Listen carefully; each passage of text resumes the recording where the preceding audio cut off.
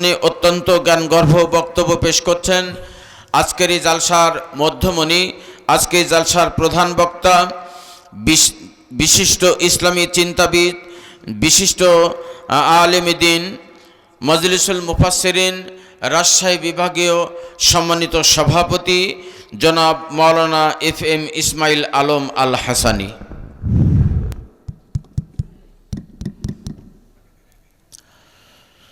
আসসালামু আলাইকুম ওয়া রাহমাতুল্লাহ।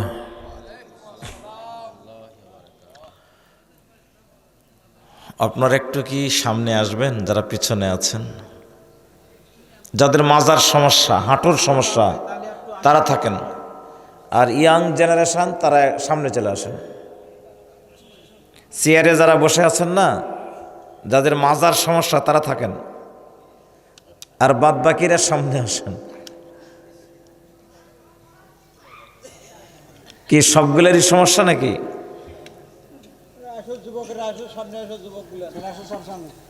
আগে আসেন, সামনে আসেন, ভাই চলে আসেন। কি ব্যাপার, আসেন না কেন? আসেন, সামনে চলে আসেন।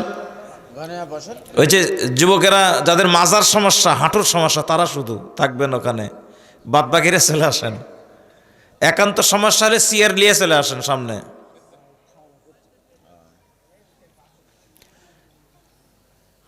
জি, আরেকটিবার সালাম জানাই।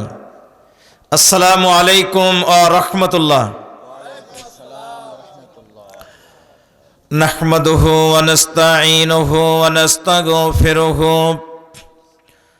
ওয়া নাউযু বিল্লাহি মিন শুরুরি আনফুসিনা ওয়া মিন সাইয়্যাতি আ'মালিনা। মান ইয়াহদিল্লাহু ফালা মুদিল্লা লাহু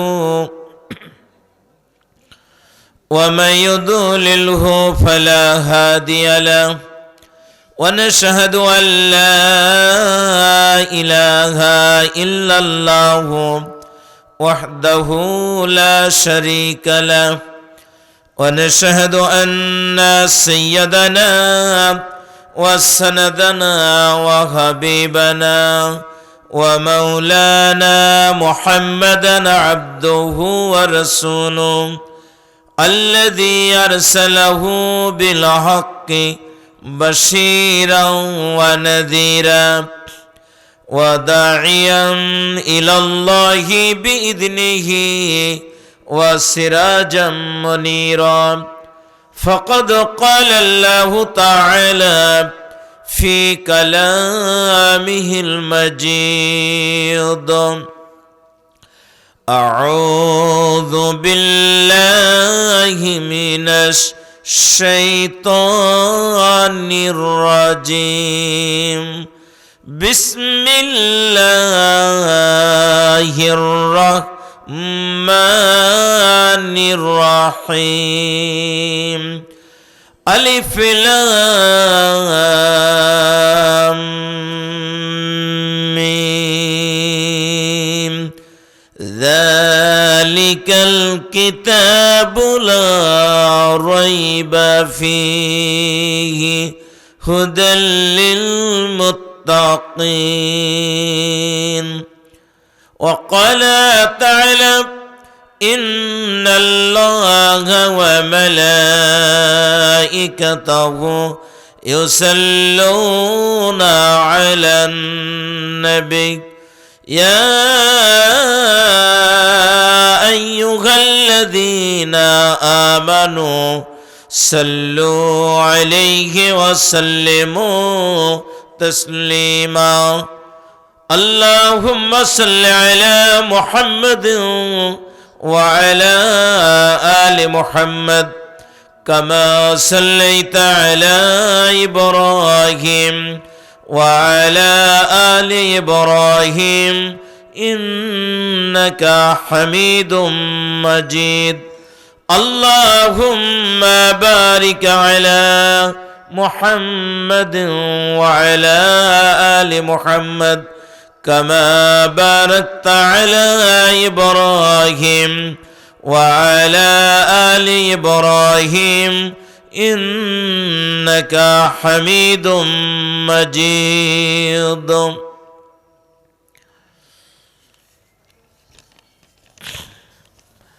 ঐতিহ্যবাহী রাজশাহী জেলার গুরুত্বপূর্ণ প্লেস মোহনপুর উপজেলার সবচাইতে গুরুত্বপূর্ণ প্লেস কেশরহাট পৌরসভার হরিদেগাছি উত্তরপাড়া হাফিজিয়া মাদ্রাসা কর্তৃক আয়োজিত আজকের এই ইসলামী জালসার সংগ্রামী সভাপতি, বিশিষ্ট আলেমী দ্বীন, বিশিষ্ট ইসলামী চিন্তাবিদ, শিক্ষাবিদ, ইসলামিক স্কলার, সাকওয়া বাকশল কামিল মাদ্রাসার সম্মানিত ভাইস প্রিন্সিপাল, মোহনপুর উপজেলা পরিষদের সাবেক ভাইস চেয়ারম্যান, বাংলাদেশ জামাত ইসলামী মোহনপুর উপজেলা শাখার সম্মানিত নায়েবে আমির জনাব আলহাজ হযরত মাওলানা মোহাম্মদ আবুল কালাম আজাদ দামাত বরকাতুহুল আলিয়া। আজকের এই প্রোগ্রামের প্রধান অতিথি আমার স্নেহাস্পদ জনাব আলহাজ মোহাম্মদ মশিউর রহমান, স্বত্বাধিকারী নূরতাজ মোটরস ও বিশিষ্ট সমাজসেবক কেশরহাট। আল্লাহ পাক তার ব্যবসায়ে কর্মে কল্যাণ বরকত দান করুক, বলুন আমিন। বিশেষ অতিথি, বিশিষ্ট দানবীর, বিশিষ্ট সমাজসেবক, কাবার আরাফাতের ময়দানের আমার সেই প্রিয় সাথী জনাব আলহাজ মোহাম্মদ ইকরামুল হক স্বর্ণকার। আল্লাহ রাব্বুল আলামিন কোরআনের খেদমতে, ইসলামের খেদমতে আল্লাহর এই দুই বান্দা প্রধান অতিথি এবং বিশেষ অতিথিকে আল্লাহ যেন কবুল করেন, মঞ্জুর করেন, বলেন আমিন। সম্মানিত অতিথি, বিশিষ্ট সমাজসেবক, কেশরহাট বণিক সমিতির সম্মানিত সভাপতি এবং অত্র মাদ্রাসার সম্মানিত সহসভাপতি জনাব আলহাজ মোহাম্মদ সাদ আক্কাস হোসেন। আল্লাহ রাব্বুল আলামিন কোরআনের পথে, ইসলামের পথে তারে কবুল ও মঞ্জুর করুক, বলুন আমিন। আজকে এই প্রোগ্রামের সহ সভাপতি বৃন্দ, আমি অনেকের নাম দেখছি। আমার অত্যন্ত প্রিয় ভাই জনাব আলহাজ হারিস আলী আকন্দ, কারি মাওলানা হাবিবুর রহমান, আলহাজ মাস্টার মনসুর আহমেদ, জনাব আলহাজ আলাউদ্দিন, আলহাজ ডাক্তার মোহাম্মদ আশরাফুল ইসলাম, ডাক্তার হাফিজুর রহমান আকন্দ, আব্দুর রহিম প্রামাণিক, কারি আব্দুস সালাম, আলহাজ আব্দুল লতিফ মোল্লা, মকবুল হোসেন গাইন, শামসুদ্দিন সোনার, আলহাজ চৌধুরী মোহাম্মদ আনোয়ারুজ্জামান। আল্লাহ এই সকল বান্দাদেরকে কোরআনের জন্য, ইসলামের জন্য যেন কবুল করেন, মঞ্জুর করেন, বলুন আমিন। আজকে এই প্রোগ্রামের প্রিয় অতিথিবৃন্দ সকলকেই যেন আল্লাহ কবুল করেন, বলছি আমিন। সম্মানিত মনোনীত অতিথিবৃন্দ, আজকের এই প্রোগ্রামের আমন্ত্রিত ওলামায়ে কেরাম, যাদের নাম এখানে দেখছি সবগুলোই প্রায় এই গ্রামেরই কৃতি সন্তান। কোন আলহামদুলিল্লাহ। এটা আপনাদের জন্য গর্বের বিষয় যে যতগুলো নাম এখানে এসেছে সবগুলোই কেশরহাট পৌরসভার মধ্যে, বিশেষ করে এই গ্রামেরই বেশি রকম। আমার একটু আগে যিনি বক্তব্য রেখেছেন এই গ্রামেরই কৃতি সন্তান কারি মাওলানা ইসাক আলী মীর। আরো বক্তব্য রেখেছেন আরেকজন কৃতি সন্তান তাজিমুল উম্মাহ হিফজ ইনস্টিটিউটের সম্মানিত প্রতিষ্ঠাতা পরিচালক মাওলানা মিজানুর রহমান। আরো বক্তব্য রেখেছেন কারি মোহাম্মদ আসাদুল ইসলাম, বক্তব্য রেখেছেন মুজাহিদুল ইসলাম, বক্তব্য রেখেছেন কারি মাওলানা রায়হান। আল্লাহ পাক সকলকে কোরআনের খাদেম হিসাবে যেন কবুল করেন, বলছি আমিন। মঞ্চে বসা এই প্রোগ্রামের এই মাদ্রাসার, যেই মাদ্রাসার উদ্যোগে আজকের এই আয়োজন, এই মাদ্রাসার সম্মানিত সভাপতি জনাব ফিরোজ আহমদ ভাই এখানে উপস্থিত রয়েছেন। আমির ভাই, মাশাআল্লাহ, আমার ভুল হয়েছে। সভাপতি মাওলানা আমিরুজ্জামান ভাই, আমার উল্টাপাল্টা হয়ে গিয়েছে। আল্লাহ রাব্বুল আলামিন আমার বড় ভাইকে কোরআনের খাদেম হিসাবে, একামতে দ্বীনের মহাবীর সৈনিক হিসাবে যেন কবুল ও মঞ্জুর করেন, বলুন আমিন। পাশে বসা আরেকজন বড় ভাই জনাব ফিরোজ আহমেদ, যিনি এই মাদ্রাসার সেক্রেটারি। দুই বন্ধুকে আল্লাহ যেভাবে মাদ্রাসার খেদমতে কবুল করেছেন, জান্নাতে একইভাবে যেন কবুল করেন, বলুন আমিন। তার সঙ্গে আমরা যারা আছি এখানে, আমাদেরকে আল্লাহ রাব্বুল আলামিন যেন জান্নাতি বলে কিয়ামতের ময়দানে কবুল করেন, জোরে বলেন আমিন। মঞ্চে বসা উলামায়ে কেরাম, আইম্মায়ে মাসাজিদ বৃন্দ, সঙ্গে যাদের নাম না বললেই চলে না, আমার অত্যন্ত স্নেহাস্পদ যারা এই প্রোগ্রামের আয়োজক, স্নেহাবার হাসানুজ্জামান, জনাব স্নেহাবার শরীফুল ইসলাম, সভাপতি জালসা কমিটি, সেক্রেটারি বণিক সমিতি কেশরহাট বণিক সমিতি, স্নেহাবার মাহবুব আলম সেক্রেটারি জালসা কমিটি, আল্লাহ সকলকেই কবুল ও মঞ্জুর করুক, বলছে আমিন। সামনে যারা বসে আছেন প্রাণপ্রিয় পিতৃতুল্য মুরব্বিয়ানে কেরাম, সমবয়স্ক বন্ধুগণ, বয়কনিষ্ঠ কচিকাচারা, যাদের কানে আওয়াজ পৌঁছানো যাচ্ছে, সর্বস্তরের জনতা, পর্দার আড়ালের মা এবং বোনেরা, অভিনন্দন জানাই, মোবারকবাদ জানাই। সঙ্গে সঙ্গে এই গভীর রাত পর্যন্ত যারা বসে আছেন সকলকে জানাই আরো একটিবার সালাম, আসসালামু আলাইকুম ওয়া রাহমাতুল্লাহ। আপনারা সবাই ভালো আছেন তো? শুকরিয়া আদায় করে পড়ছি সবাই আলহামদুলিল্লাহ, বলুন আলহামদুলিল্লাহ। দরুদ এবং তাসলিমাত মানবতার মহান শিক্ষক সৈয়দনা সৈয়দুল কাউনাইন আশরাফুল আম্বিয়া জনাবে মুহাম্মদুর রাসূলুল্লাহ সাল্লাল্লাহু আলাইহি ওয়াসাল্লামের প্রতি আমিন। মাইকের সাউন্ড ক্যান ক্যান করছে কেন? এটা কন্ট্রোল করতে হবে। আল্লাহর শুকরিয়া এবং রাসূলের প্রতি দরুদ, সাউন্ড কন্ট্রোল করেন। প্রিয় ভাইয়েরা আমার, আমি আপনাদের সামনে প্রশ্ন করতে করতে সামনে এগিয়ে যাই। এই পৃথিবীতে আল্লাহ রাব্বুল আলামিন, আল্লাহ সুবহানাহু ওয়া তাআলা যত সৃষ্টিকে সৃষ্টি করেছেন তার মধ্যে সর্বশ্রেষ্ঠ সৃষ্টি হচ্ছে আমরা মানুষ। কথা বলেন ঠিক কিনা? সর্বশ্রেষ্ঠ সৃষ্টির নাম কি? যারা কথা বলেন নাই তারা কি অন্য কিছু নাকি? বলেন, সর্বশ্রেষ্ঠ সৃষ্টির নাম কি? মানুষ। আল্লাহ রাব্বুল আলামিন নিজেই এই সার্টিফিকেটটা দিয়েছেন, লাকাদ কাররামনা বনি আদম, আমি আদম সন্তানকে সবচাইতে সম্মানিত করেছি। আল্লাহর ভাষা অনুযায়ী এবং পৃথিবীর সব মানুষকে জিজ্ঞেস করলে কোনো কথা ছাড়াই বলবে যে সৃষ্টির শ্রেষ্ঠ জীব হচ্ছে মানুষ। আল্লাহ পাক আমাদেরকেই তো সেই মানুষ বানিয়েছেন, ঠিক কিনা? বলেন আলহামদুলিল্লাহ। একটু খুশি হয়ে বলেন না ভালো করে আলহামদুলিল্লাহ। আমার ভাইরা, মানুষের মধ্যে ধর্মের দিক থেকে যারা উত্তম, যারা শ্রেষ্ঠ, সেই ধর্মের সেই জাতির নাম কি বলেন তো? মুসলমান। এই জাতির নাম কি? সর্বশ্রেষ্ঠ জাতি যারা, সেই জাতির নাম হলো মুসলমান। পৃথিবীতে যত ধর্ম দেওয়া হয়েছে, শ্রেষ্ঠ ধর্ম যার নাম, তার নাম কি? ইসলাম। আল্লাহ রাব্বুল আলামিন এই ইসলাম এবং মুসলমান আমাদেরকেই বানিয়েছেন, ঠিক কিনা বলেন? তাহলে আল্লাহর প্রতি খুশি না বেজার আমরা?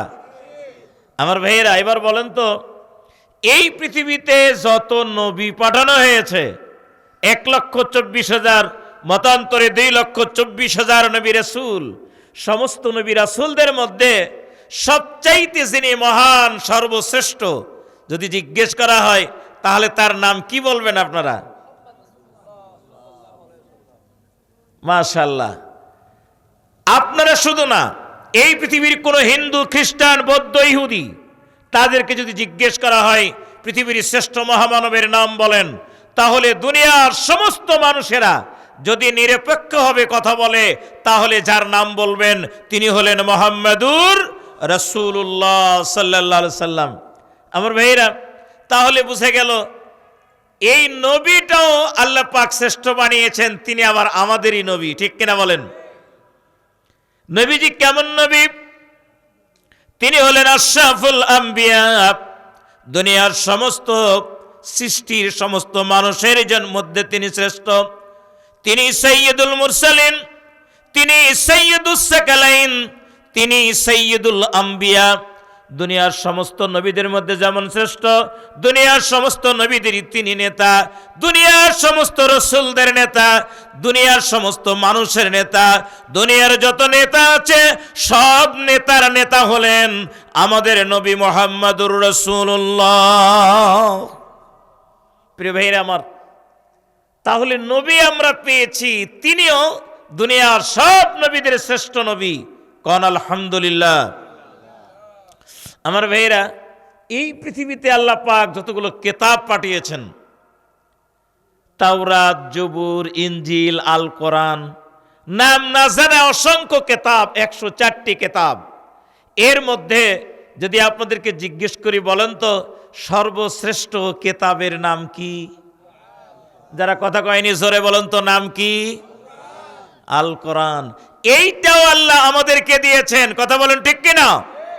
যে আল্লাহ রাব্বুল আলামিন আপনাকে আমাকে আল কোরআন নামক একটা কিতাব দান করলেন, দুনিয়ার সব কিতাবের মধ্যে বড় এবং শ্রেষ্ঠ এমন একজন নবী দিলেন, যেই নবী দুনিয়ার সমস্ত নবীদের মধ্যে শ্রেষ্ঠ। এমন একটা ধর্ম দিলেন, যেই ধর্ম দুনিয়ার সমস্ত ধর্মের মধ্যে উত্তম। এমন একটা সৃষ্টি আমাদেরকে বানালেন, দুনিয়ার সব সৃষ্টির মধ্যে আমরা উত্তম সৃষ্টি। যে আল্লাহ রাব্বুল আলামিন সব দিক থেকে আমাদেরকে উত্তম বানালেন, ওই আল্লাহর শুকরিয়া আদায় করে চিৎকার দিয়ে বলছি আবারও আলহামদুলিল্লাহ।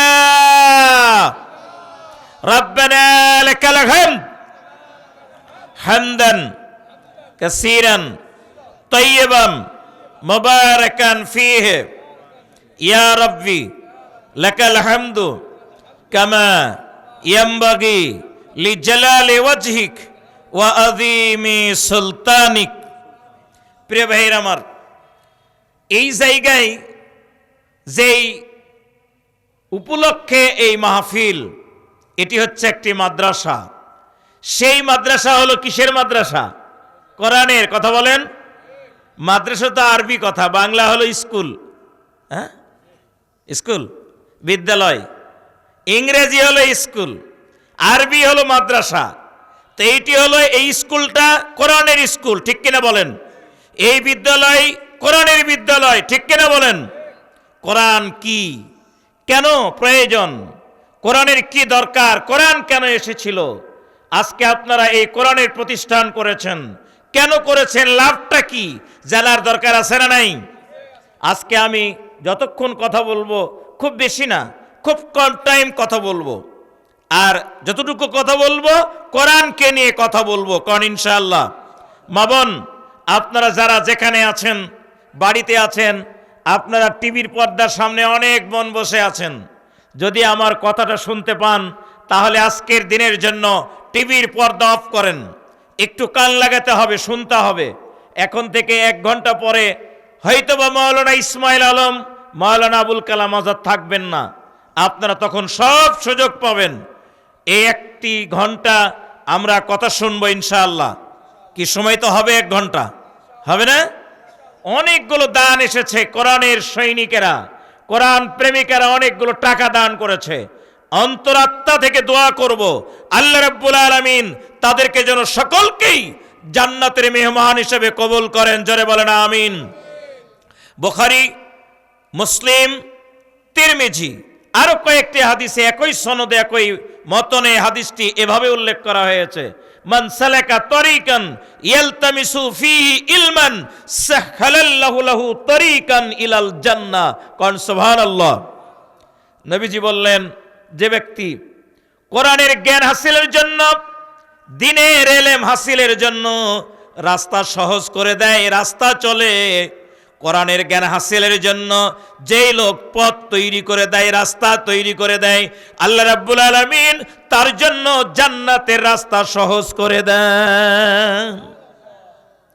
এই মাদ্রাসা যারা করেছেন, যারা খেদমত করছেন, যেই সমস্ত জনগোষ্ঠী আজকে এই জায়গায় দান করছেন, আর যারা বসে বসে শুনছেন, আল্লাহর কসম করে বলছি, এই সব মানুষগুলো আল্লাহর জান্নাতের পথের পথিক। বলুন আলহামদুলিল্লাহ, জোরে কোন আলহামদুলিল্লাহ। আমরা কি জান্নাতের পথিক হতে চাই না? কথা বলেন চাই কি চাই না? আল্লাহ রাব্বুল আলামিন সকলকে কবুল করুক, বলো না আমিন। আমার ভাইরা, কষ্ট লাগে নাকি? কথা বলা যাবে? আদায় তো করবই। কি জন্য আদায় করব? যেই জন্য আদায় করব সেটা আগে বলে নি। যদি কোনো জিনিসের স্বাদ পাওয়া যায়, ওই জিনিসের জন্য নিজের জীবনটাও দেওয়া যায়, ঠিক কিনা? যদি বুঝতে পারে এই গ্রামের লোকজন কোরআনের কি স্বাদ, তাহলে এই গ্রামের লোকজন টাকা তো দূরের কথা, এই কোরআনের জন্য তাদের নিজের জীবনকে আল্লাহর প্রতি উৎসর্গ করবে, ঠিক কিনা বলেন? সুতরাং আগে জেনে নি কোরআনটা কি জিনিস, এর লাভ কি, এর উপকারিতা কি, এটা প্রথমে আমাদেরকে জেনে নিতে হবে। যতই জানি না কেন তারপরেও অনুসন্ধান চালাবো। কথা বলেন ঠিক কিনা? আল্লাহ পাক এমন একটা কিতাব দিলেন আপনাকে আমাকে। আচ্ছা, দুনিয়ার অনেক বই পুস্তক আছে, ভূমিকাতে লেখা থাকে ভুল ত্রুটি মার্জনীয়, থাকে না? কিন্তু এই কিতাব এমন একটা কিতাব, যিনি লিখেছেন একদম স্টার্টিং আয়াত, একদম স্টার্টিং আয়াতের স্টার্টিং পয়েন্টে আল্লাহ চ্যালেঞ্জ দিয়েছেন। পড়েন, যালিকাল কিতাবু লা রাইবা ফীহি। এমন একটি কিতাব, এটি এমন একটি গ্রন্থ, আল্লাহ বলেন এর মধ্যে ভুল তো দূরের কথা, সামান্যতম কোনো সন্দেহের অবকাশ নেই। সুবহানাল্লাহ। ভুল তো নাই কো, এই কোরআন ব্যাপারে কোনো সন্দেহ, এই সন্দেহের কোনো অবকাশ নেই। কোন আল্লাহু আকবার। কেন আমি আল্লাহ দিলাম? আল্লাহ ঘোষণা দিলেন হুদাল্লিল মুত্তাকিন, যারা মুত্তাকি এদেরকে এই কোরআন পথ দেখাবে। আমার ভাইয়েরা, এই কোরআনুল কারীম আল্লাহ পাক রচনা করার পর, লেখার পর এমন এক জায়গায় সংরক্ষিত অবস্থায় রাখলেন। চেঞ্জ করার কোনো ক্ষমতা নাই, কারোর টাচ করার কোনো ক্ষমতা নাই। বাল হুয়া কুরআনুম মাজিদুন ফি লাউহিম মাহফুজ। লৌহে মাহফুজে এই কোরআনুল কারীমকে আমি সংরক্ষিত অবস্থায় রেখে দিয়েছিলাম। আমার ভাইরা, এই কোরআন এমন একটা কিতাব, এর লোড এত বেশি, এটা দুনিয়ার মানুষের কাছে আল্লাহ অবতীর্ণ করেছেন। এর লোড দুনিয়ার মানুষকে জানান, ও দুনিয়ার মানুষ দেখো তো এই কোরআনুল কারীমের কেমন তাসির, এর ওয়েট কেমন, লোড কেমন। ওয়ালাউ আনসালনা হাযাল কুরআন আলা জাবালিন লারাআইতাহু খাশিয়াম মুতাসাদ্দিয়াম মিন খাশিয়াতিল্লাহ। আমার ভাইয়েরা বোনেরা, যাদের কানে আমার এই আওয়াজ যায় তারা একটু কান লাগিয়ে শুনতে হবে। সামনে পিছনে ডাইনে বামে যারা আছেন মেহেরবানি করে উপলব্ধি করুন। আল্লাহ রাব্বুল আলামিন বলেন, দুনিয়াবাসী, এই কোরআন যদি আমি আল্লাহ কোন পাহাড়ের উপর অবতীর্ণ করতাম, কোন পাহাড়ের উপর যদি আমি কোরআনকে নাজিল করতাম, এই কোরআনের এতই লোড, ওই পাহাড়টা মাটির সঙ্গে ধুলা হয়ে মিশে যেত, যা তোমরা নিজে তাকায়া থাকা দেখতা। আল্লাহু আকবার। এই কোরআন আমাদের প্রতি আল্লাহ দিলেন। আল্লাহ ঘোষণা দিলেন হুদাল লিন্নাস ওয়া বাইয়িনাতিম মিনাল হুদা ওয়াল ফুরকান। এই কোরআন দুনিয়ার মানুষকে রাস্তা দেখাবে, পথ দেখাবে, হেদায়েত দান করবে, কোনটা সঠিক কোনটা ব্যাঠিক, কোনটা খাবো কোনটা খাবো না, কোনটা বলবো কোনটা বলবো না, কোন পথে চলবো কোন পথে চলবো না, আমি কার সঙ্গে চলবো কার সঙ্গে চলবো না, আমার অর্থনীতি কি হবে কি হবে না, আমার রাজনীতি কোনটা গ্রহণ করব কোনটা করব না, দুনিয়ার জমিনে কোন পথে আমাকে হাঁটতে হবে আর কোন পথে যাওয়া যাবে না, এমন হ্যাঁ না, সঠিক ব্যাঠিক, ভালো মন্দ, ন্যায় অন্যায়, এই দুইটা এই কোরআনুল কারীম পার্থক্য করে দেয়। আল্লাহু আকবার। প্রিয় ভাইরা আমার, এই কোরআন এমন একটা কিতাব, আল্লাহ পাক বলছেন ওয়ানুনাসসিলু মিনাল কুরআনি মা হুয়া শিফাআ ওয়া রাহমাতুল লিল মুমিনিন। ও ও দুনিয়ার মানুষ, তোমরা কি খেয়াল করেছো তোমাদের জন্য যে কিতাব আমি দিলাম, এই কিতাব এই পৃথিবীর যত রকমের সমস্যা আছে সব সমস্যার সমাধান এই মহাগ্রন্থ আল কোরআন। আল্লাহু আকবার। সব সমস্যার সমাধান মহাগ্রন্থ। সবাই বলেন তো চিৎকার দিয়ে, সব সমস্যার সমাধান মহাগ্রন্থ। সন্দেহ আছে? কয়েকদিন আগে বড়াইল তাফসির মাহফিল হচ্ছিল, তো প্রধান অতিথি শফিকুল হক মিলন ভাই উনি বক্তব্য দিয়ে শেষ করছেন। এক ছেলে বলতেছে, কথা আছে একটা, যারা আপনারা ছিলেন ওখানে, ছিলেন কি? আমি তো বলতেই দিব না, তারপরও সুযোগ দেওয়াই হলো। বলছে যে সারের দাম বেশি নিচ্ছে, ডিএপের দাম বেশি নিচ্ছে, আপনারা নেতারা কি করছেন? মনে আছে? আহা, নেতারা কোনো কিছু সমাধান দিতে পারবে? এই সারের ডাকাতি, ডিলারদের ডাকাতি, টেন্ডারবাজি, চান্দাবাজি আর ধান্দাবাজি, যত রকমের অন্যায় অবিচার আছে, এটা পৃথিবীর কোন নেতা নেতৃত্বের মাধ্যমে সমাধান হওয়া সম্ভব নয়। সমাধান কেবল হতে পারে আল কোরআনের মাধ্যমে। কথা বলেন ঠিক কিনা? আমি ওই জায়গায় পরিষ্কার করেছিলাম, মেহমান বসে থাকতেই পরিষ্কার করেছিলাম এবং বলেছিলাম, কোনো কিছুতেই আমাদের দেশের নৈরাজ্যতা, সহিংসতা, অরাজকতা, লুটতারাজ দূরীভূত করা সম্ভব নয়। কোরআনের শাসন, ইসলামের শাসন যতক্ষণ পর্যন্ত কায়েম না হবে ততক্ষণ পর্যন্ত এই অন্যায় অবিচার কখনো দূরীভূত করা সম্ভব হবে না।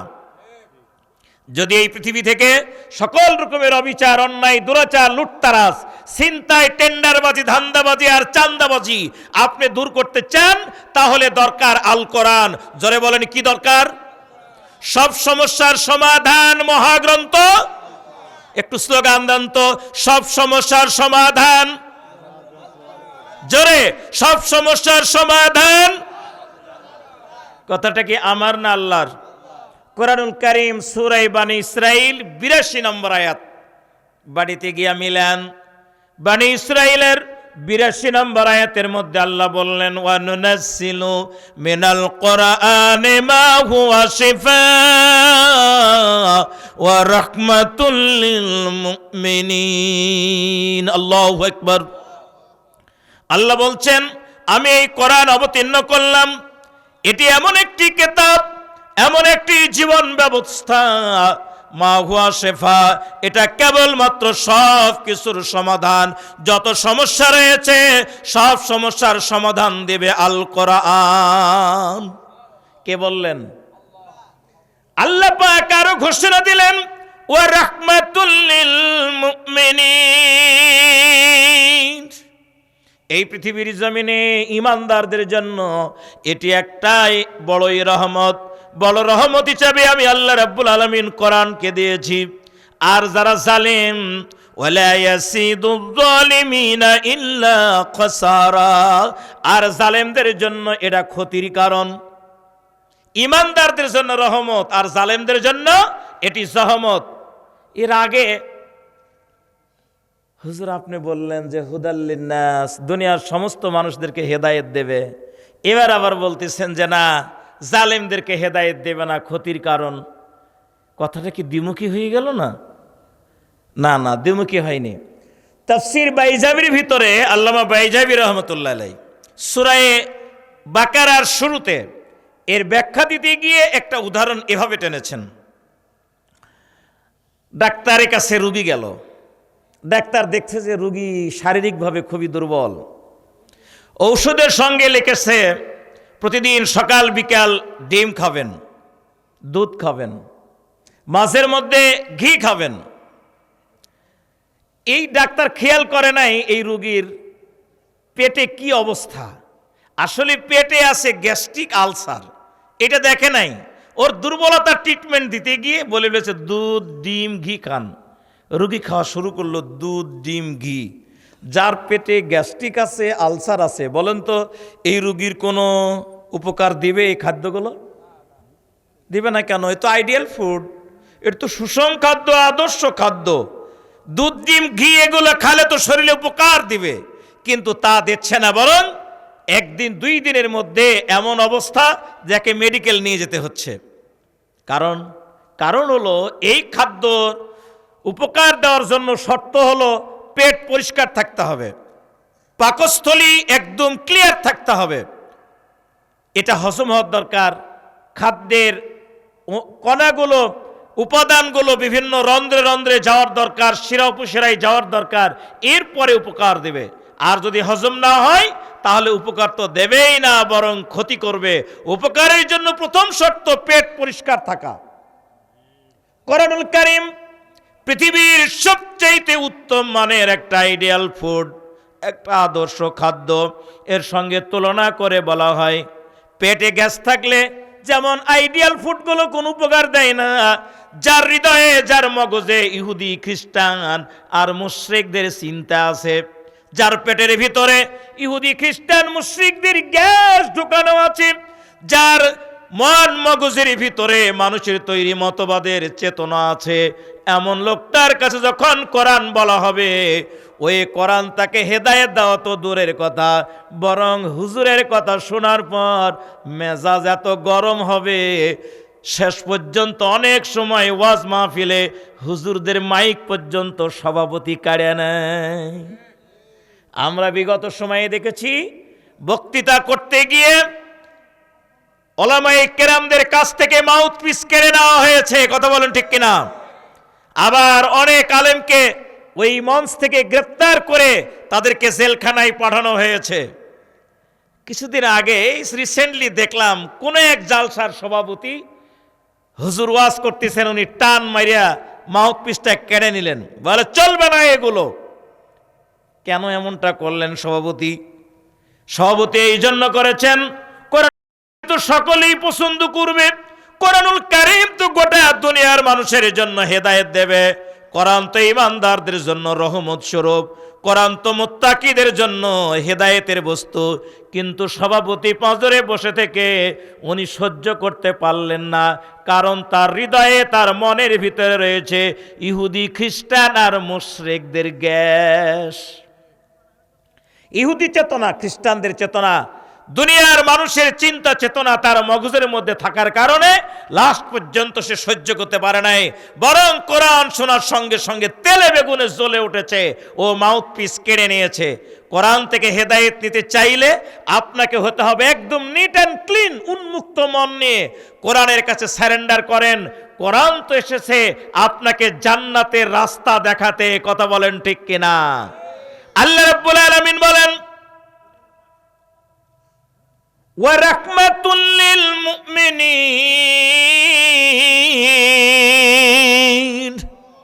আমি আল্লাহ রাব্বুল আলামিন কোরআনকে দুনিয়ার মানুষের জন্য পাঠিয়েছি।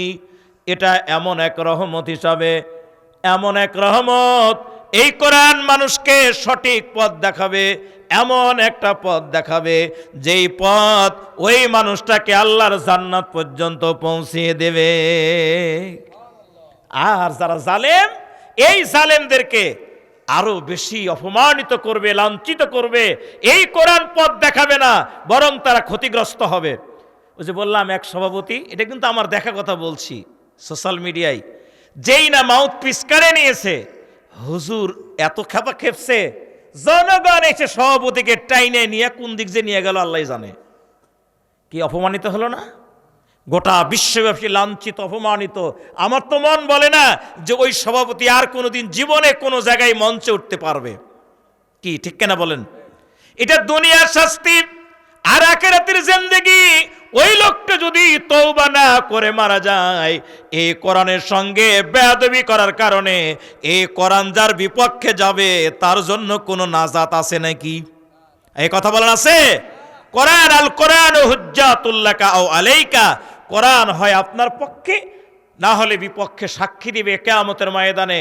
যদি পক্ষে আসে সাক্ষী, আপনি জান্নাতি, আর বিপক্ষে গেলে আপনি যেই সাহেবী হন না কারণ জাহান্নামে যেতে হবে। কথা বলেন ঠিক কিনা? আমার ভাইরা, কষ্ট হয়? যারা কথা কয়নি তার কষ্টই হচ্ছে। শেষ করে দিই নাকি?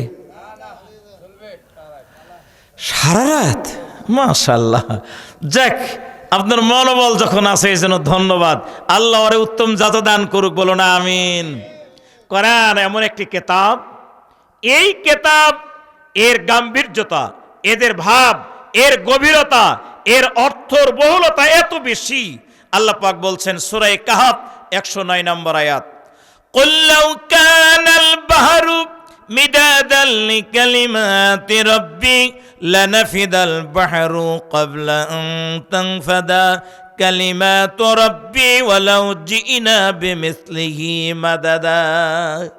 আল্লাহ নিজেই ঘোষণা করছেন, দুনিয়ার কোনো মানুষ যদি এই কোরআনুল কারীমের ব্যাখ্যা লেখা শুরু করে দেয়, আর কোরআনের ব্যাখ্যা লেখার জন্য, আমার কালামের ব্যাখ্যা লেখার জন্য পৃথিবীর সকল সাগরগুলো, মহাসাগরগুলো, নদ নদী, খালবিল, সকল পানিগুলো যদি কালি বানানো হয়, লিখতে লিখতে সব কালি শেষ হয়ে যাবে, কিন্তু আমার কালামের ব্যাখ্যা লেখা শেষ হবে না। ওয়ালাউ জিনা বিমিসলিহি মাদাদা, যদি আবারও এই পরিমাণ 7 সাগর আর দুনিয়ার সকল পানিগুলোকে কালি বানানো হয়, ওইটাও শেষ হয়ে যাবে, দ্বিতীয়বারও শেষ হয়ে যাবে, কিন্তু আমার কালামের ব্যাখ্যা লেখা শেষ হবে না। আমার ভাইরা, পৃথিবীতে প্রায় এখন বর্তমানে 2.5 থেকে 3 কোটি কোরআনের হাফেজ। কি সুবহানাল্লাহ বলবেন না? প্রায় 3 কোটি কোরআনের হাফেজ। আল্লাহু আকবার। দুনিয়াতে আর কোনো গ্রন্থ নেই যেই গ্রন্থের হাফেজ রয়েছে, একটি মাত্র গ্রন্থ আল কোরআন। এই কোরআনের হাফেজ রয়েছে 3 কোটি। চিৎকার দিয়ে বলুন তো আল্লাহু আকবার। আমি আস্তে আস্তে শুনছিলাম মিজানুর রহমান হাফেজ তাজিমুল উম্মাই, প্রায় 250-300 ছাত্র, এই কোরআনের ছাত্র। আলহামদুলিল্লাহ। কি আলহামদুলিল্লাহ বলবেন না? প্রিয় ভাইয়ের আমার, আরো অনেকগুলো প্রতিষ্ঠান এই কেশরহাট পৌরসভায় তৈরি হয়েছে। ওই পারে আমার নেতৃত্বে একটা প্রতিষ্ঠান, আমার সঙ্গে শরীফুল ইসলাম, আপনাদের এই মাহফিলের যে সভাপতি, সে রয়েছে, আমার সঙ্গে আরো 2 জন রয়েছে। ওই পারে একটা প্রতিষ্ঠান আমরা তৈরি করেছি, যা আমি টোটালটাই কন্ট্রোল করি, তানজিমুল কোরআন বালিকা হাফিজিয়া মাদ্রাসা। আপনারা শুনে আশ্চর্য হবেন, এই প্রতিষ্ঠান প্রতিষ্ঠিত হয়েছে 2021 সালে। 23 সালে আমার 8 জন মেয়ে কোরআনের হাফেজ হয়েছে। 24 সালে 22 জন মেয়ে কোরআনের হাফেজ বের হয়েছে। কি আলহামদুলিল্লাহ বলবেন না? 22 জন মেয়ে কোরআনের হাফেজ বের হয়েছে। এখন হেফজখানায় প্রায় 65 জন মেয়ে কোরআন হেফজ করছে। আলহামদুলিল্লাহ বলেন। শরীফুল ইসলাম, তার মেয়েও আমার মাদ্রাসা থেকেই কোরআনের হাফেজ হয়েছে। আলহামদুলিল্লাহ। এই গ্রামের আরো কিছু মেয়েরা, অনেক মেয়ে সেখানে কোরআনের হাফেজ হওয়ার জন্য পড়াশোনা করছে। মা বোন, যাদের কানে আওয়াজ পৌঁছতেছে, আপনাদের মেয়েদেরকে কোরআনের হাফেজ বানান, ছেলেদেরকে কোরআনের হাফেজ বানান। আরো কয়েকটি প্রতিষ্ঠান হাফেজ হেফজখানা তৈরি হয়েছে। আমি আপনাদেরকে অনুরোধ করব, যেখানেই হোক না কেন আপনার ছেলেকে মেয়েকে কোরআনের হাফেজ বানাবেন। কতখানি লাভ, কি যে লাভ, আমি আস্তে আস্তে আপনাদেরকে বলতে চাই। কোরআনুল কারীম এমন একটা কিতাব, যে এর সংস্পর্শে গিয়েছে, আল্লাহ রাব্বুল আলামিন তাকে সোনার মানুষ বানিয়ে দিয়েছে। কোন সুবহানাল্লাহ। কোরআনকে যে স্পর্শ দিয়েছে, এই কোরআন এমন একটি পরশ পাথর, এই কোরআন এমন একটা পরশ পাথর, এই কোরআন যাকে ছোঁয়া দিয়েছে সে হয়েছে পৃথিবীর শ্রেষ্ঠ মহামানব। কোন আল্লাহু আকবার। আমি বাস্তবতায় দেখছি, আমার মাদ্রাসায় একটা মহিলা তার মেয়েকে ভর্তি করাইছে। মেয়েটা চেহারা সুরাত মানে অস্বাভাবিক। সবসময় আমাকে বলে ওর মা, আমার মেয়েটা কি হবে হুজুর, আপনি একটু দোয়া করেন, আমার মেয়েটা কোথায় বিয়ে দিব, কে বিয়ে করবে। আমি একটু হাসি আর বলি, আপনি কোরআনের প্রতিষ্ঠানে দিয়েছেন, কোরআনের যে মালিক আল্লাহকে আপনি বলেন, আল্লাহর পক্ষ থেকে ব্যবস্থা হবে। মেয়েটা গতবারে কোরআনের হিফজ শেষ করেছে, হাফেজ হয়ে গেছে আলহামদুলিল্লাহ। হিফজ শেষ করার 1 মাসের মাথায় এক আর্মি অফিসার কোনো কথা ছাড়াই, কোনো কিচ্ছু ছাড়াই ওই মেয়েটাকে বিয়ে করে নিয়ে গেছে। কয়েকদিন আগে আমার মাদ্রাসায় আসতে বেড়ানোর জন্য, মাদ্রাসা দেখার জন্য আসছে ভদ্রলোক। তা আমি তাকিয়ে আছি ওই ছেলের দিকে, যে এত সুন্দর একটা ছেলে, এত হ্যান্ডসাম একটা ছেলে, এমন একটা ছেলে, শাশুড়ি আসছে সাথে, মানে ওই মেয়ের মাও আসছে। আমাকে বলছে, হুজুর আমার জামাই অনেক বড় ধনী মানুষ, কোনো কিছুর অভাব নাই, আমার বিটিকে এত বেশি ভালোবাসে যা কল্পনাই করা যায় না। আমি দাঁড়ায় হাসলাম আর বললাম, আপনাকে না বলেছিলাম কোরআনের সংস্পর্শে যে যাবে এই কোরআন তাকে পৃথিবীর সবচেয়ে সম্মানিত বানাবে। উনি ওই সময় চিৎকার দিয়ে বলেছেন, আল্লাহু আকবার। আপনাদেরকে আমি উৎসাহ দেওয়ার জন্য বলছি, শুধু এই বিয়ের দিক থেকে না, দুনিয়ার সব দিক থেকে এই কোরআনের সংস্পর্শে যে এসেছে সে পৃথিবীর শ্রেষ্ঠ মহামানব হয়েছে। আল্লাহু আকবার। আমার ভাইরা, কোরআন অবতীর্ণ হয়েছে কোন একটা মাসে। কোন মাসে বলেন তো? কি ভুলে গেছেন নাকি? রমজান মাস। দেখেন তো অন্য মাসের যা নেকি, রমজান মাসের নেকি কম না বেশি? 70 গুণ নেকি বেশি, ঠিক কিনা? কারণ কি? শাহরু রমাদানাল্লাযী উনজিলা ফীহিল কোরআন, অন্য কোনো কারণ না। ওই মাসের অন্য কোনো মর্যাদা নাই, ওই মাসে কোরআন অবতীর্ণ হওয়ার কারণে ওই মাসের মর্যাদা, ঠিক কিনা বলেন? রমজানের একটা রাত আছে লাইলাতুল কদর, ওর সওয়াব আরো বেশি। কতখানি বেশি? 1000 মাসের রাতের চাইতো বেশি ওই এক রাতের মর্যাদা, ঠিক কিনা? ওর কারণ কি? ওর কারণ এটাই, ইন্না আনসালনাহু ফি লাইলাতিল কদর। আল্লাহ বলছেন, আমি লাইলাতুল কদরে কোরআন অবতীর্ণ করেছি, এক মহিমান্বিত রাত্রিতে এই কোরআন পাঠালাম।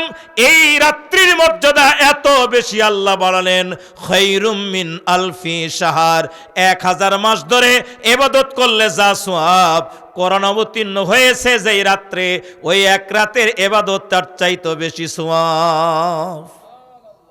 তাহলে রাতের মর্যাদা বাড়িয়ে দিল কিসে? জোরে বলেন। মাসের মর্যাদা দিল কিসে? হাজী সাহেবেরা যারা হজ করতে গিয়েছেন তারা দেখেছেন কাবা শরীফের এই কর্নার, উত্তর পশ্চিম কর্নার একটা পাহাড় আছে। পাহাড়টার নাম হলো জাবালে নূর। হীরা পাহাড় বলে জানে আমাদের ছোট্ট বাচ্চারাও, ক্লাস 2, 3, 4, 5-এ হীরা পাহাড়ের নাম লেখা আছে। ওই জায়গায় চারিদিকে অসংখ্য পাহাড়। ওই পাহাড়ের উপর হাজিরা 1000 বার উঠে আর নামে, হাজার হাজার হাজি উঠতেছে আর নামতেছে। প্রায় 1.5 কিলোমিটার উঁচু, একদম খাড়া ওই পাহাড়। মানুষ বারবার উঠে আর নামে। আপনি উঠছেন তো একবার? তো এই হাজি সাহেব, আপনি উঠছেন কেন?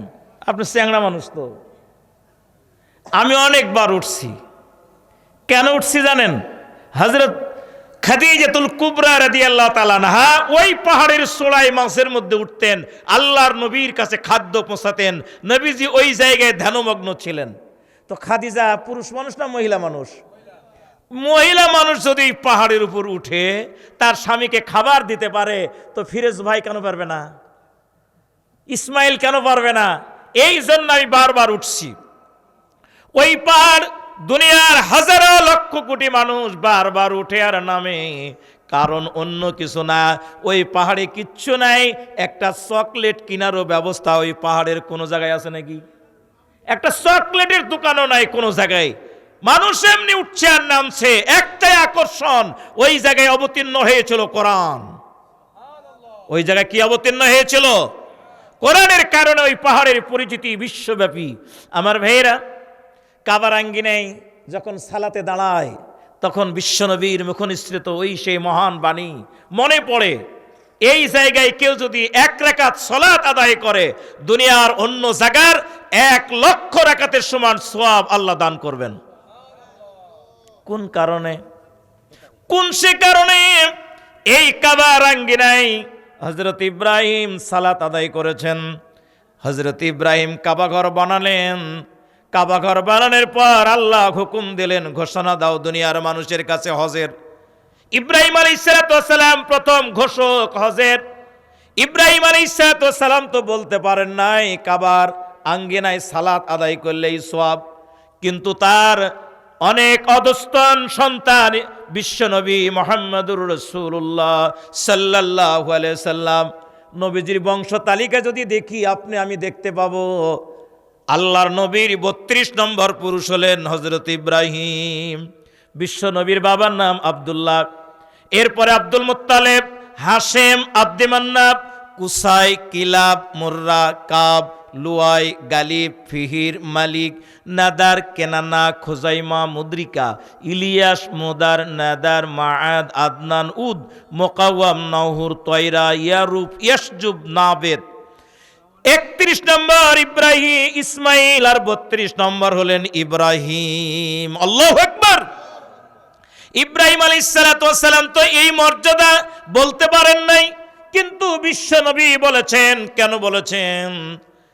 কাবার আঙ্গিনায় কোরআন অবতীর্ণ হওয়ার কারণে আল্লাহ রাব্বুল আলামিন এই হেরেমের মর্যাদা বাড়িয়ে দিয়েছেন। আল্লাহু আকবার। আমার ভাইরা, কাবার আঙ্গিনায় কোরআন অবতীর্ণ হলো। মক্কা মদিনায় যখন কোরআন ছিল না, তখন মক্কা মদিনার ইজ্জত সম্মান একেবারে নিম্ন। সেখানকার মানুষ মারামারি, লাঠালাঠি, খুন, গুম, হত্যা, সন্ত্রাস, চাঁদাবাজি, দুনিয়ার সকল রকমের অপকর্মে লিপ্ত। আর মক্কা মদিনার আরবের লোকেরা সবচাইতে গরিব ছিল।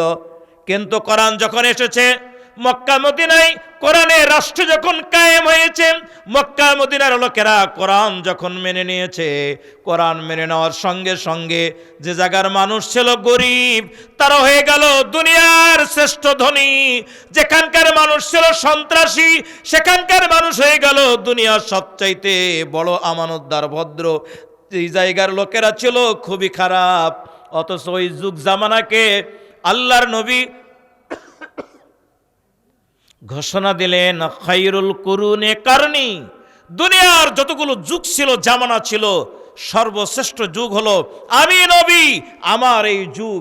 আমার ভাইরা, কোরআনের কারণেই ওই জায়গার পরিবর্তন হয়েছে, কোরআনের কারণেই অর্থনৈতিক অবস্থার পরিবর্তন হয়েছে, কোরআনের কারণেই দুনিয়ার সবচাইতে শ্রেষ্ঠ এবং উন্নত রাষ্ট্র হিসেবে মক্কা মদিনা স্বীকৃতি লাভ করেছে। কোরআন অবতীর্ণ হওয়ার কারণে যদি মাসের মর্যাদা বাড়ে, কোরআন অবতীর্ণ হওয়ার কারণে যদি রাতের ইজ্জত বাড়ে, কোরআন অবতীর্ণ হওয়ার কারণে কোনো জায়গার মর্যাদা বাড়ে, কোরআন অবতীর্ণ হওয়ার কারণে কোনো রাষ্ট্রের যদি মর্যাদা বাড়ে, বাংলাদেশের জনগণকে আমি প্রশ্ন করতে চাই, বিশেষ করে হরিদেগাছি, কেশরহাট পৌরসভার জনগণকে বলতে চাই, এই মিডিয়ায় গোটা বিশ্বের মানুষকে ছড়িয়ে দেওয়া হচ্ছে। আমি এখান থেকে বলতে চাই, যদি মক্কা মদিনা আরব জাতি কোরআন গ্রহণ করার কারণে তারা সমৃদ্ধি অর্জন করতে পারে, তারা শ্রেষ্ঠত্বের আসনে আসতে পারে, বাংলাদেশের জনগণ যদি কোরআন মেনে নেয়, এদেশের সমাজ যদি কোরআন প্রতিষ্ঠিত হয়, এদেশের রাষ্ট্র ব্যবস্থা যদি কোরআন প্রতিষ্ঠিত হয়, মর্যাদা বাড়বে না কমবে? যারা কথা বলেন নাই, সন্দেহ আছে নাকি? মর্যাদা বাড়বে না কমবে? চিৎকার দিয়ে বলেন, বাড়বে না কমবে? তাহলে এই কোরআন মানতে কি আমাদের কোনো আপত্তি থাকার কথা? আল্লাহ রাব্বুল আলামিন এই কোরআনুল কারীমকে দুনিয়ার মানুষের জন্য তিনি এমন এক মহান নিয়ামত হিসেবে দান করেছেন, যারাই কোরআন গ্রহণ করবে তারাই হয়ে যাবে পৃথিবীতে হিরো।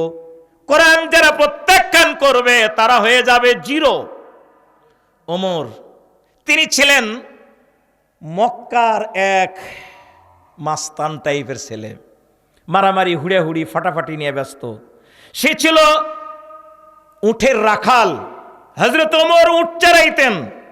ওমর যখন প্রেসিডেন্ট, তখন তিনি একদিন আফসোস করে বলছিলেন, এই সেই ওমর, মাঠে যাইতে দেরি হলে তার বাবা তাকে এমন পিটাইতো। ওমরের বাবা কিন্তু খুব রাগী, এত বেশি রাগী, একটু ইদিক উদিক হলে মার শুরু করতো, বড় ছেলে তারপরেও। তো এই ওমরকে তার বাপ একদিন মাঠে রাখালের মতো পিটাইলো। সেই ওমর এখন অর্ধ পৃথিবীর প্রেসিডেন্ট। আল্লাহু আকবার, জোরে কল আল্লাহু আকবার। এই মর্যাদা ওমর লাভ করেছে, চিৎকার দিয়ে বলেন তো কিসের কারণে? জোরে বলেন কিসের কারণে? আফ্রিকার নিগ্রো কালো এক কৃতদাস, মানুষের গোলাম, নাম হলো বেলাল। কি নাম বললাম? এই বেলাল মানুষের গোলামি করত, মানুষের চাকর ছিল। কিন্তু কোরআন যখন গ্রহণ করেছে, কোরআনের প্রতি ঈমান এনেছে, এই কোরআনের আলো দিয়ে হৃদয়ে আলোকিত করেছে, তখন বেলালের মর্যাদা কতখানি জানেন? এত বেশি বেলালের মর্যাদা, তার মর্যাদা বাড়তে বাড়তে আল্লাহর আরশ পর্যন্ত বেলালের মর্যাদা আল্লাহ পৌঁছে দিয়েছেন। আল্লাহু আকবার, আল্লাহু আকবার। কিভাবে? বিশ্বনবী সাল্লাল্লাহু আলাইহি সাল্লাম বসে আছেন, ওমর গিয়ে বলছেন, নবীজি বেলাল আপনার মসজিদের মুয়াজ্জিন, ওর আজান অত ভালো না, আমি আজান দিব। আমার কণ্ঠ দারাজ কণ্ঠ, আমি জোরে আজান দিব, দূর থেকে মানুষেরা শুনবে, নামাজে আসবে, আমি আপনার মসজিদের মুয়াজ্জিন হব। ওমর এমনভাবে ধরলেন, নবীজি অনুমতি দিলেন, ওমর আজান দিল। ফজর থেকে শুরু করে এশা পর্যন্ত আজান হলো। এশার নামাজের পর হযরত জিবরাইল তাশরীফ আনলেন, নবীজি আজকে সকাল থেকে পর্যন্ত কি আজান হয় না এই মসজিদে? বলে কেন? জিবরিল বলেন, ইয়া রাসূলুল্লাহ, আরশে আজিমের ফেরেশতারা আমরা এই মসজিদে আজান হলে আজান শুনতাম, আর আমরা একসঙ্গে নামাজ আদায় করতাম। আজকে এসা পর্যন্ত কোনো আজান আমাদের কানে পৌঁছে নাই, তার মানে কি আজান হয় নাই? নবীজি বলেন, জিবরাইল আজান তো হয়েছে, আজান দিয়েছে আজকে ওমর, আগে আজান দিত বেলাল, আজকে আজান দিয়েছে ওমর, দারাজ কণ্ঠে আজান দিয়েছে ওমর। জিবরাইল বলেন, ইয়া রাসূলুল্লাহ, ওমরের আজান আমরা শুনতে পাই নাই। আল্লাহ রাব্বুল আলামিন বেলালকে এত চুজ করেছিলেন, চয়েস করেছিলেন, পছন্দ করে নিয়েছিলেন। বেলালের কণ্ঠটা যখন আজান হতো, বেলালের কণ্ঠ আল্লাহর আরশে গিয়া টনটন করে বাজতো, আমরা ওই আওয়াজ শুনে সালাত আদায় করতাম। বোঝানো হয়েছে আফ্রিকার নিগ্র কালো এই গোলামকে আল্লাহ রাব্বুল আলামিন কোরআনের মর্যাদায় এমনভাবে ভূষিত করলেন, তার আওয়াজ, তার কণ্ঠ, তার মর্যাদাকে আল্লাহ আরশ পর্যন্ত পৌঁছে দিলেন। আল্লাহু আকবার। আমার ভাইয়েরা, কোরআনের মর্যাদায় প্র্যাকটিক্যাল কত যদি বলতে থাকি, অনেক লম্বা সময় পার হয়ে যাবে। শুধু একটু ইঙ্গিত দিয়ে বিদায় নেব। কোরআন যারাই গ্রহণ করলো, সেই মানুষগুলো হয়ে গেল পৃথিবীর শ্রেষ্ঠ মানব। ঠিক কিনা? কোরআন গ্রহণ করেছে বেলাল, মর্যাদা বেড়েছে। গ্রহণ করেছে ওমর, গোটা পৃথিবীর, অর্ধ পৃথিবীর শাসক হয়েছেন। কোরআন গ্রহণ করেছে আবু বকর, তিনি গোটা বিশ্বের এক মহা প্রতাপশালী রাষ্ট্রপ্রধানে পরিণত হয়েছেন। ঠিক কিনা বলেন? উমরের মতো উমরের এক বন্ধু ছিল, ও ছিল উমরের বস। মক্কার জিন্দেগিতে হযরত উমর রাদিয়াল্লাহু আনহু যখন ইসলাম গ্রহণ করেন নাই, এই উমরের ছিল আর একটা উমর, তার নাম হলো কি জানেন? আবু জেহেল। কি নাম বললাম? ওর নাম কিন্তু আবু জেহেল না, আবুল হাকাম। উপাধি ছিল আবুল হাকাম, মানে মহাবিজ্ঞানী। আবুল হাকাম মানে বিজ্ঞানীদের পিতা, মানে মহাবিজ্ঞানী। কিন্তু কোরআন যখন আসলো, এক ওমর গ্রহণ করলো, ও হয়ে গেল গোটা পৃথিবীর হিরো। আর এই ওমর যখন গ্রহণ করলো না, আবুল হাকাম যখন গ্রহণ করলো না, তখন তার মর্যাদা বাড়লো না তো বাড়লো না, এত কমলো, জিরো হতে হতে -0। খালি -0 না, আবুল হাকামের জায়গাত হয়ে গেল আবু জাহল, মানে মহামূর্খ। গোটা বিশ্বের জমিনে আবু জেহেলের চাইতে ধিকৃত, নিকৃষ্ট আর কোনো মানুষ কল্পনা করা যেতে পারে? আবু জেহেলের বাড়িতে এখন সব মক্কার সবচেয়ে নিকটের বাড়িটা আবু জেহেলের বাড়ি, যেই বাড়িতে এখন পৃথিবীর হাজী সাহেবেরা যারাই হজ করতে যায়, তারা শুধু টয়লেট ব্যবহার করে। টয়লেট করা আছে, কয়েকশো টয়লেট আবু জেহেলের বাড়িতে বানানো আছে। এটা তার অপমানের এক নিদর্শন। কথা বলেন ঠিক কিনা? আমার ভাইয়েরা, আবু জেহেল এমন এক একটা নিকৃষ্ট নামে পরিণত হয়েছে। মুসলমান তো রাখবেই না, পৃথিবীর কোনো ইহুদি খ্রিস্টান কোনো সাঁওতালও তার ছেলের নাম আবু জেহেল রাখবে? আপনারা গোটা দুনিয়া খুঁজে পাবেন আবু জেহেল নামে কোনো ছেলে এখন? কেন পাবেন না? যে এর চাইতে নিকৃষ্ট লোক আর পৃথিবীতে কল্পনা করা যেতে পারে? আমার ভাইয়েরা, আমি আপনাদের কাছে বিনীতভাবে আরজ করব, এই কোরআন যদি আপনি গ্রহণ করেন, এই কোরআন যদি এই সমাজ গ্রহণ করে, এই কোরআন যদি রাষ্ট্রভাবে রূপ লাভ করে, এই রাষ্ট্র, এই সমাজ, এই জনগণ হবে পৃথিবীর সবচাইতে মহামানব। কথা বলেন ঠিক কিনা? ওই রাষ্ট্র হবে পৃথিবীর শ্রেষ্ঠতম উন্নত রাষ্ট্র। কথা বলেন ঠিক কিনা? আর যদি গ্রহণ না করে, আবু জেহেলের যে দশা হয়েছিল, নিকৃষ্ট, ঘৃণিত, অপমানিত, লাঞ্ছিত, যারা প্রত্যাখ্যান করবে তারা হবে অপমানিত, লাঞ্ছিত, ঘৃণিত, তিরস্কৃত। কথা বলেন ঠিক কিনা? কিছুদিন আগে, আজ থেকে 1 বছর আগেই, পৃথিবীর 10 জন মহা পরাক্রমশালী রাষ্ট্রপ্রধান নাম তালিকা করলে সেই 10টা রাষ্ট্রপ্রধানের তালিকাতে নাম ছিল আমাদের বিগত ফ্যাসিস্ট সরকার হাসিনার নাম। হাসিনা 10 জন মহাশক্তিধর রাষ্ট্রনায়কের মধ্যে একজন। সে কখনোই ভাবে নাই আমাকে দেশ ছেড়ে চলে যেতে হবে, কারণ দেশের সব প্রশাসন তার হাতে, পুলিশ, বিজিবি, র্যাব, পার্শ্ববর্তী দেশ, জাতিসংঘ, গোটা দুনিয়া যার হাতে, যার পক্ষে। সে ভেবেছিল আমি কোনোদিন আমাকে কেউ পরাস্ত করতে পারবে না। কিন্তু কেন, কিভাবে এমনভাবে পালাতে হয়েছে? রান্না করা খাবার পর্যন্ত খেতে তো পারে নাই, 1 বাটি নিয়ে যাবে তাও পারে নাই। কি কথা কয় না? ঘুমাই গেছেন নাকি? শাড়ি, কাপড় চোপড়, শুধু কয়েকটা ব্যাগ, 30টি লাগেজ শুধু নিয়ে গেছে, যেগুলো টাকা ভর্তি। টাকা ভর্তি লাগেজ কিছু নিয়ে যেতে পেরেছে। সাংবাদিকদের বর্ণনা, সিসি ক্যামেরার তথ্য অনুযায়ী 30টি লাগেজ নিয়ে গিয়েছে। এছাড়া আর কিছু নিতে পারে নাই, নেওয়ার সুযোগ হয় নাই। সে পালিয়েছে, পালাতে হয়েছে, অপমানিত হতে হয়েছে, কারণ অন্য কিছু ছিল না। তার শক্তির অভাব ছিল? কথা বলেন না কা? তার কোনো সাপোর্টের অভাব ছিল? টাকা পয়সার অভাব ছিল? একটাই অভাব ছিল, এই কোরআনের প্রতি সম্মান প্রদর্শন। এই কোরআনের বিরুদ্ধে দাঁড়িয়েছিল, ইসলামের বিরুদ্ধে দাঁড়িয়েছিল, কোরআন পন্থীদেরকে অপমান করেছে, লাঞ্ছিত করেছে, আল্লাহওয়ালা লোকদেরকে গ্রেফতার করেছে, এদেরকে ফাঁসি দিয়েছে, হত্যা করেছে, খুন করেছে, গুম করেছে, মুসলমানদের স্বার্থবিরোধী কাজ করেছে। এক কথায়, ইসলাম আর কোরআনের সঙ্গে শত্রুতা করার কারণেই আল্লাহর পক্ষ থেকে এমন গজব, যেই গজবে আমার তো মনে হয় 100 বছরের মধ্যে এই স্বৈর শাসক আর উত্থান হওয়ার কোনো সম্ভাবনা নেই। আবু জেহেল 1500 বছর হয়ে গেল, আসতে পারছে? কথা কয় না ভাই, আসতে পারছে? আবু জেহেল পতনের কত বছর হলো? 1500। কত বছর হলো? 1500 বছর। আবু জেহেলের পতনের যে কারণ, আমাদের বিগত ফ্যাসিস্টের পতনের একই কারণ, এই কোরআনের বিরোধিতা করা। ঠিক কিনা বলেন? এখন পর্যন্ত আমরা যারা এখানে বেঁচে আছি, আমাদের তওবা করতে হবে। যদি কোরআনের বিপক্ষে কোনো কথা যায়, কোনো মত যায়, কোরআন ছাড়া অন্য কোনো চেতনা মগজের মধ্যে আসে, তাহলে তওবা করে ফিরে আসলে আল্লাহ তওবা কবুল করবেন ইনশাআল্লাহ। আর যদি কেউ ফিরে আসতে না পারে, কোরআনের বিরুদ্ধে কথা বলে, কোরআন নিয়ে কটূক্তি করে, কোরআন পন্থীদেরকে কটূক্তি করে, ওলামাদেরকে অসম্মান করে, তাহলে তার পরিণতি হবে সকল জালেমের যে পরিণতি, এদেরও পরিণতি হবে একই পরিণতি।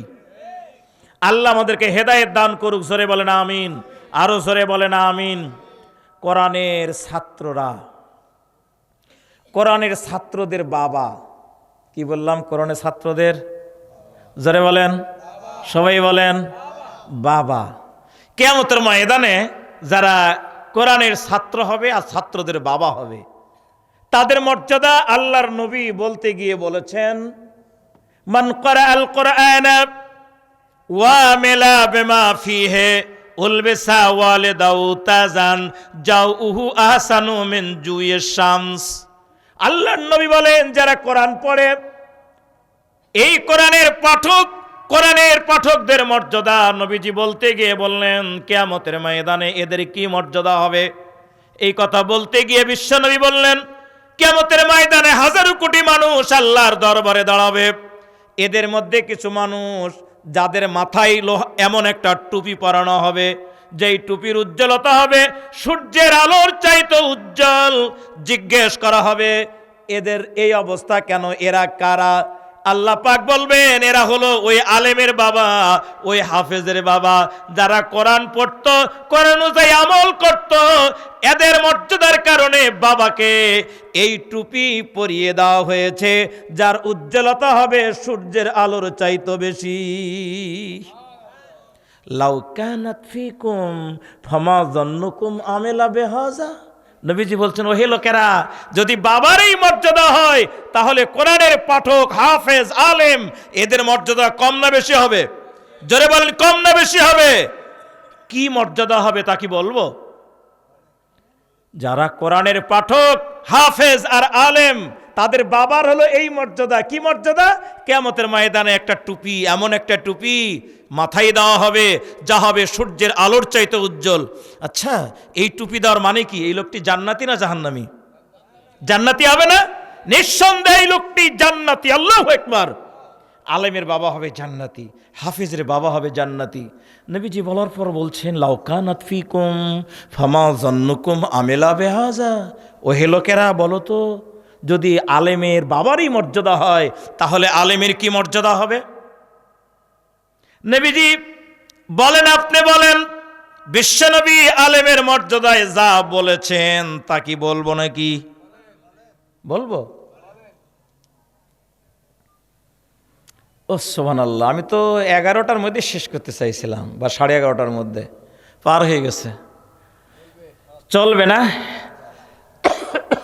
দেখছি আমার সংখ্যা কম কিন্তু কোয়ালিটি হেভি, তাই না? আমার যোদ্ধারা খুব কোয়ালিটি সম্পন্ন। কোন আলহামদুলিল্লাহ। এটাই কোরআনের মেসাজ। কোরআনের মেসাজ এটাই। কোরআনের বলে যারা বলিয়ান হয়, পৃথিবীর কোনো শক্তি তাদেরকে রুখতে পারে না। কথা বলেন ঠিক কিনা?